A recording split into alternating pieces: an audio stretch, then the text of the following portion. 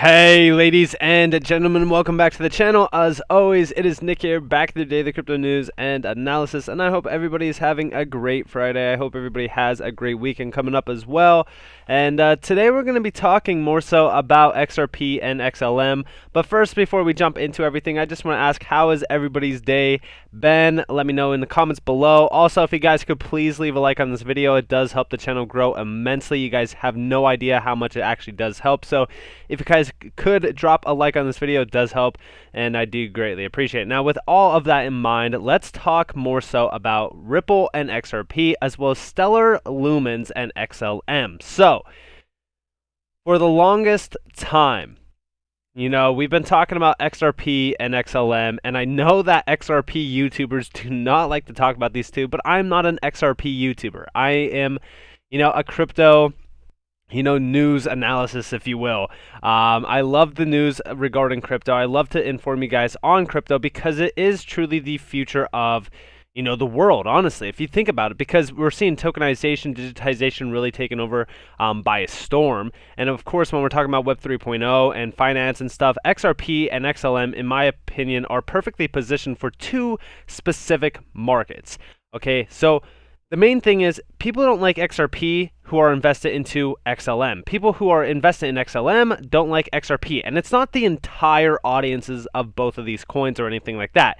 It is a very, small percentage. And by small, I mean like possibly like around 25%. Because there's always been this narrative being pushed that XRP is going to replace XLM and XLM is going to replace XRP, blah, blah, blah.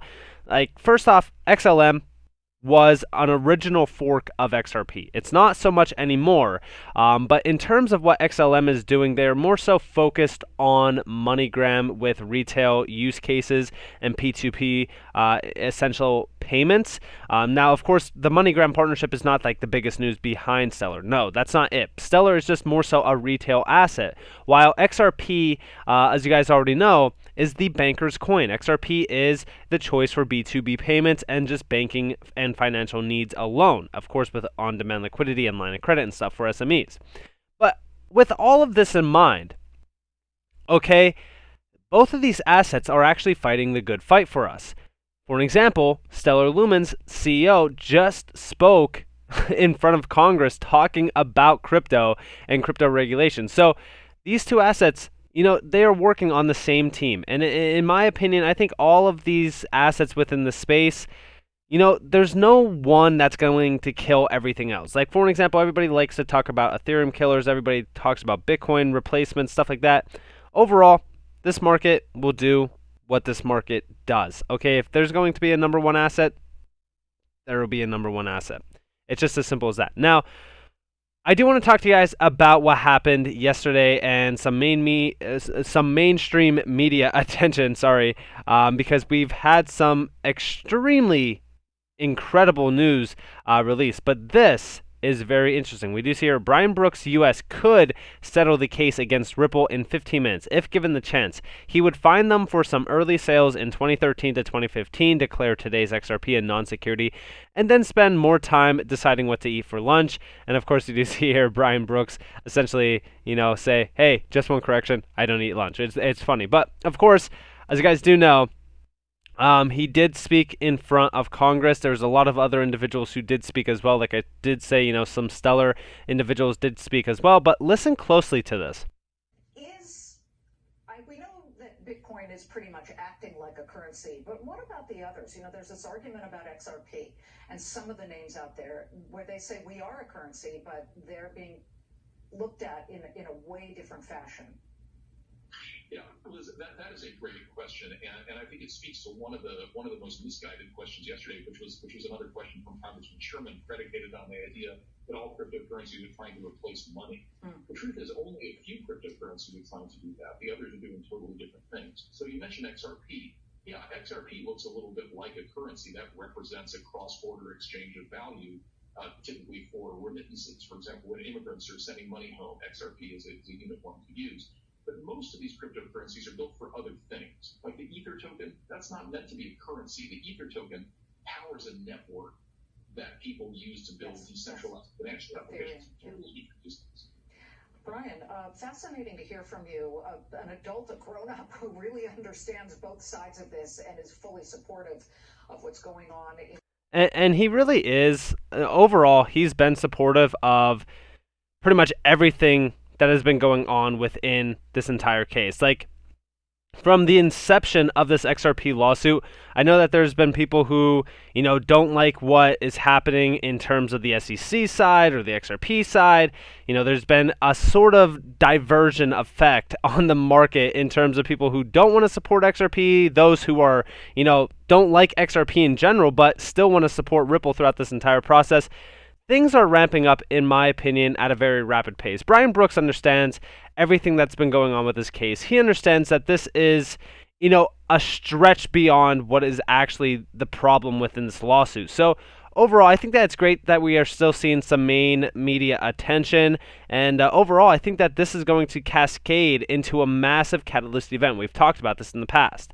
Now, I do want to talk to you guys about something very interesting.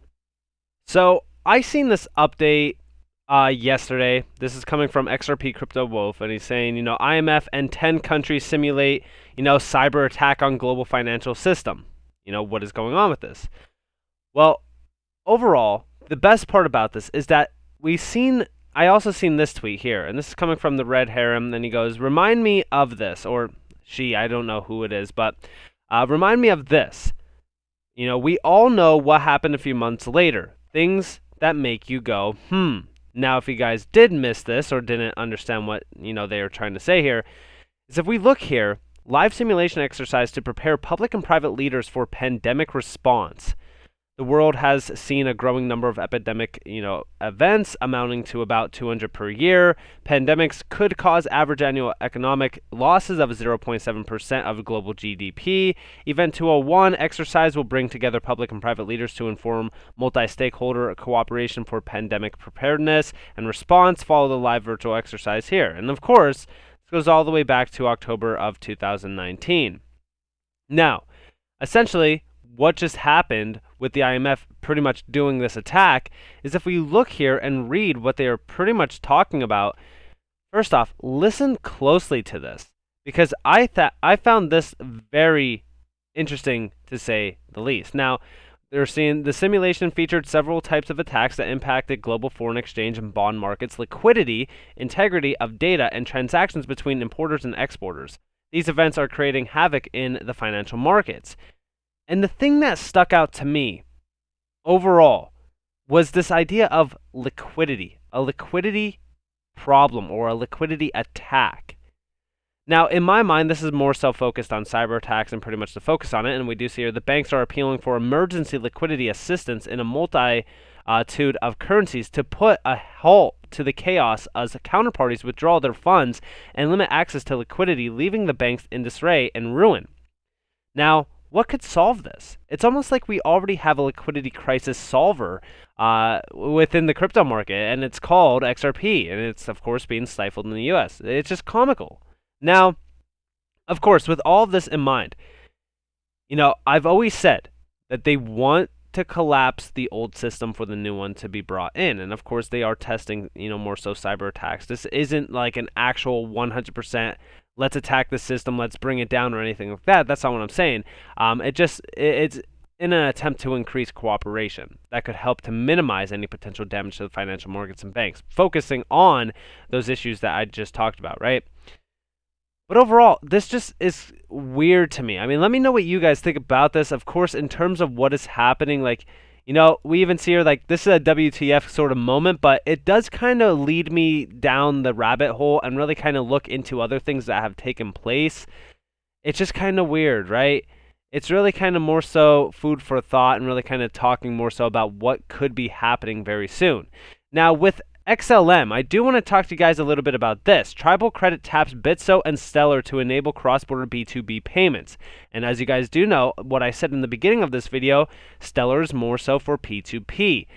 But that doesn't disregard the idea that it could still be utilized for B2B transactions, and it looks like Bitso is going to enable that with Stellar. This is actually pretty big. Now, like I said, This does not mean that Stellar is gunning for Ripple to kill them or anything like that.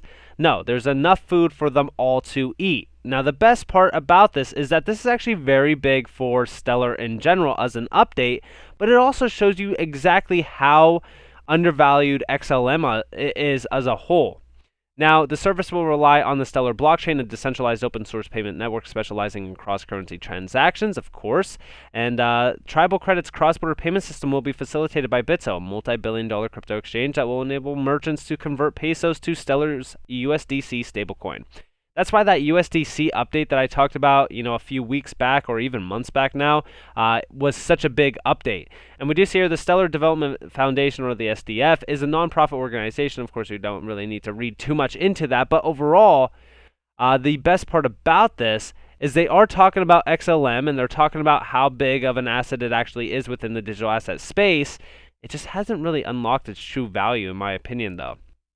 But I think that this is great, and we also do see here it's also worth considering that everyone with a smartphone can transact in crypto. So in a region where not everyone lives a reasonable distance from traditional financial institutions, cryptocurrencies provide a useful supplementary financial service for many individuals across Latin America. So in my mind, I think that this is great, and of course, we do see here the region represents a $175 billion market opportunity that could be ripe for disruption by companies willing to experiment with blockchain technology. We do know that also Ripple is in Mexico in terms of ODL services and stuff, so this is awesome to see, nonetheless. And of course, we do see here, especially with the USA-based Ripple and Stellar for wholesale and retail cross-border remittance. This is talking more so the United States has a huge economic opportunity with crypto. We need to seize it. They need to. Listen closely to this. The United States has a huge opportunity with crypto, but my fear is that this regulatory state, it's going to crack down on an industry that the regulators, they really don't understand yet, and it's going to force the next generation of financial tech to be created outside of our country. Well, we can't let that happen. And I just want you guys to understand what he just said. The next generation of financial technology outside of the U.S. These are multi-trillion-dollar assets. I've said it multiple times. We just hear 6 witnesses from the blockchain and crypto industries, including Danielle Dixon, were called by the U.S. House Committee on Financial Services to testify in one of the first full congressional committee hearings on digital assets and the future of finance. And of course, she is the CEO and executive director at Stellar, or SDF. Of course, with all of the quotes in here, there's been a few that I really wanted to read. Stellar is a pioneer for tokenization optimized for fiat-backed asset issuance, before stablecoin was even a word. Businesses and users have built use cases around Stellar-based stablecoins due to their utility to solve many of the problems we see in today's payment landscape. Of course, you do see here, you always need to balance the value of what you receive in terms of the harm that's actually created in the environment. We constantly have to do this kind of analysis. We all need to focus on minimizing energy consumption as much as possible and think of how we can work with governments to consider the best way to achieve that carbon neutral status that a lot of folks want us to get to. Of course, you do see here, it demonstrates the true interoperability between blockchain and the traditional finance infrastructure and the value these traditional players bring. Because they created this important ecosystem and network of folks all over the world that have feet on the ground who can then deliver value to people with cash. This is why I've always said that. XLM and XRP, listen, there's no reason to diversify yourself into, just one of these assets. These are both incredible assets to hold. And we do see here, the Stellar MoneyGram solution for sending instant money via USDC will be widely available in 2022. Check this out. Expect it to be widely available in 2022. There is a lot of things happening right now. There's a ton of updates, and I don't think a lot of people are paying attention to XLM because they just think that it's a stable coin, whatever, just the same way that everybody is looking at XRP. XRP is still at 80 cents. Yeah, it's only made 240% this year alone. Look at, Solana up 10,000%, blah, blah, blah. And then, of course, XLM only up 98% year to date. I mean, we're so close to almost Bitcoin's percentage year to date on Stellar. That is sad. Okay? So that just shows you exactly how undervalued some of these assets are. Now, of course, I'm not saying go ahead and throw your money into these, but I'm just saying, do your own research, understand what these are, and you could accumulate for now if you wanted to. But overall, with a lot of these assets in the space, I do think that XRP and XLM are fully positioned for the future of finance in the specific markets that they are focused on. And of course, in terms of the congressional hearing, it truly was one of the most bullish events for crypto in all of 2021 because, just like they are saying here, it represented a clear change of momentum as legislators begin to understand the true magic of the blockchain. And it truly is that. They don't understand exactly what crypto is doing. They don't understand the focuses of crypto. They don't understand the pros and cons, outweighing the good and the bad. Yeah, sure, there is some bad actors in crypto. It's crypto. At the end of the day, you got to understand that there's always going to be bad actors. There's 15,500 crypto assets in the space. Not all of them are going to be, focused on the good points at which they are focused on. For an example, XRP to me should have never have gotten the spotlight as being, they were doing insider trading. They were selling XRP. They were, pretty much, daunting against investors. They were pretty much, sidelining them. It's not that. It's overall what XRP is really kind of focused on as an asset in general is being a bridge currency. And what Ripple is really kind of focused on as well is replacing the pre-approved accounts. It's a problem. Nostro Vostro accounts are a $27 trillion, idle problem. And that's the truth of it, right? They're just focused on the, past. Yeah, Bitcoin was used for, Silk Road, and it was used for things on the black market. It doesn't matter because crypto has evolved greatly in the years. Okay, we literally have, crypto growing and growing and growing as the future of finance. And here's the US continuing to stifle innovation and push it outside of the US. So with all of this in mind, I hope that you all enjoyed this video. If you guys did, definitely leave a like, subscribe, turn notifications on. If you guys want more free content, you guys are more than welcome to follow me on Twitter and join the free Discord down in the description below. As always, I hope that you all have a beautiful day or a beautiful night wherever you guys are in this beautiful world. It's been Nick. Peace out, guys.